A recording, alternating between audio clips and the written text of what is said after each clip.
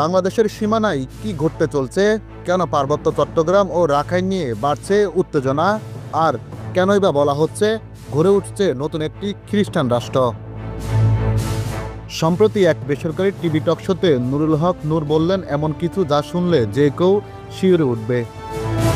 আমরা শুনতে পাচ্ছি কক্সবাজার সীমান্ত দিয়ে মিয়ানমারে মানবিক সহায়তার নামে একটি করিডর তৈরি করে হচ্ছে।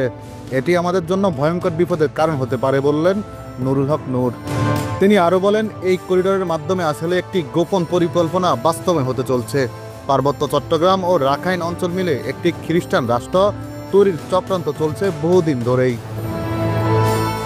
পশ্চিমা ও মার্কিন বলয়ের বিশেষ কিছু উপদেষ্টারা নাকি এই পরিকল্পনার পিছনে কাজ করছে। সরকারের ভিতরে নাকি রয়েছেন তাদের প্রভাব।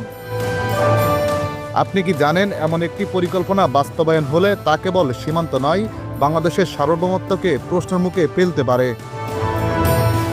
বন্ধুরা, এই তথ্য যদি সত্যি হয় তাহলে আমাদের চোখ কান খোলা রাখা জরুরি। এখন আপনার পালা। আপনি কি বিশ্বাস করেন এমন ষড়যন্ত্র সত্যি হতে পারে?